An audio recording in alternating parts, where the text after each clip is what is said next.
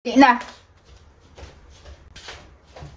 Hi everyone! Pinay Nest Kelly here. Annyeonghaseyo. Today guys, I'm going to unbox. It's one of the famous fruits that we have here in Korea.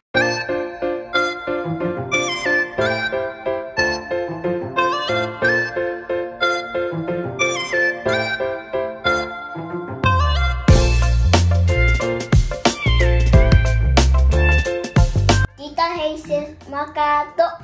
Salamat po. God bless you po. God bless you po.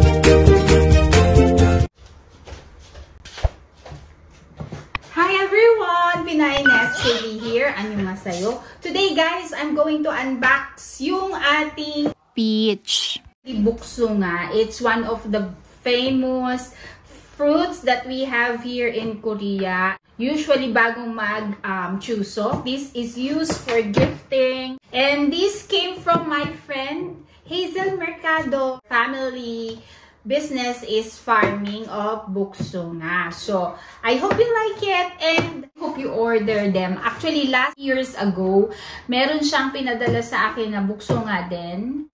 Hazel is actually a good friend of mine, is also a creator in YouTube. O, kasama ko dito si JJ. Okay, you greet them. Annyeonghaseyo. Ayan. So, we're going to open it. Actually, guys, ito yung pinakamasarap or one of the delicious food during this or September.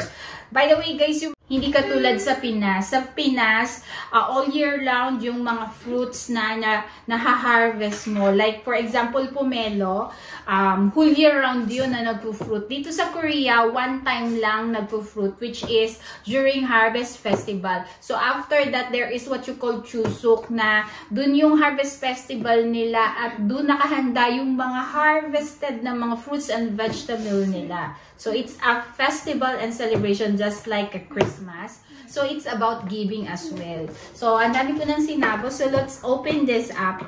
Okay. So it came from Hazel Mercado. At saka dito guys, pag nag-unbox pala kami, ito yung sample natin. Ito yung mga talagang sinisira namin itong opening na ito. Nakakala ko makasama kitang mag-unbox. Ayan. So, by the way guys, ngayon lang ako nakagawa ng videos kasi nga tinatamad ako. So, usually guys, yung dito yung nakalagay na information, kailangan mag-ingat tayo. So, kasi madami ng mga spammers ngayon. I'm going to use this one. So, this is the common remover for the tape. Ayan. So, here it is. So, ang pangalan niya pala is Hetsare Buksunga. Okay? So, ayan. So, Hetsare Buksunga. So, it looks like this, guys. Ayan. It looks like this. So, napakasarap niya, guys. So, look at it. Okay, so ganito yung buksunga dito guys. Apple buksunga. So, ayan. Ayan. So, napakagandang gift set. Ito guys, yung itsura ng buksunga at salbuksunga. Ayan. So, this is the common food here in Korea. And we're going to try to slice it up now.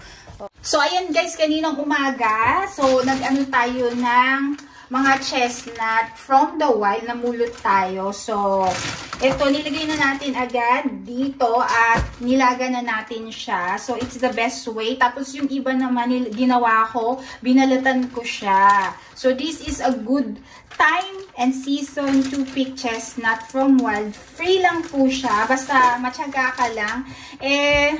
Umakit na ako sa bundok. So, namulot na rin ako. So, ito pa. So, napakasarap, napakadali lang yan. Imaginein mo, napakamahal nito sa Pinas.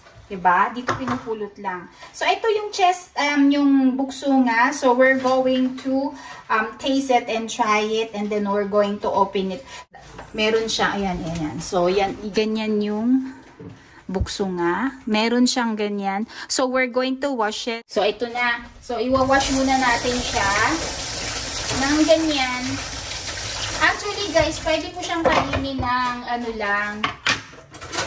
ng hindi na nagbalatan. Pero kasi more on fertilizer sila for farming. So, just for the health purposes, talagang binabalatan natin itong ganito. Tapos, afterwards, hinihiwa natin. So, pinakamasarap po ito kasi talagang from the farm. At saka makikita mo talaga yung alaga ni Hazel Mercado at ng pamilya niya mula pa lang sa pagbubunga at pamumulaklak ng buksunga. Okay, so ang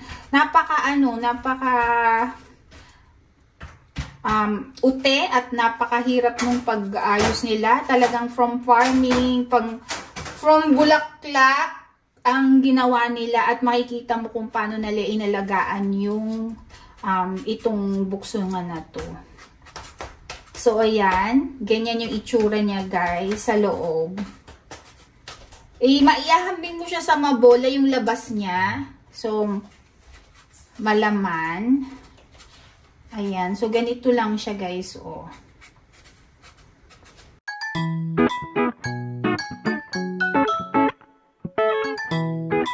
So, yan. Hindi ko pa alam kung meron ganito sa Pinas. But usually, dito yan sa may malamig na season. At one time a year lang siya magbunga. Once a year. So, talagang pag kunwari nagka-problema or binagyo yung kanyang taniman, talagang malungkot. Kasi isang beses lang sila nag-harvest. So, it looks like this, guys, oh. Ayan. So, ayan siya. So, hihiwain natin ng ganito at kakainin. So, ganito yung Korean style na hihiwa ng mga food or ng mga veggies. So, anuhin natin siya, hiwain natin siya as nibbles and good for biteable size. Ayan. So, ayan siya. So, ayan guys, nandito tayo sa bahay at ito yung ating partner palagi pag nagmumukbang at saka nag-unboxing tayo kasi siya yung maagang dumarating dito sa bahay. So, toast. Hindi niya ako inantay, guys. So, ito yung itsura ng buksunga, guys. It's like mango. Anong lasa ni buksunga? Let's try it.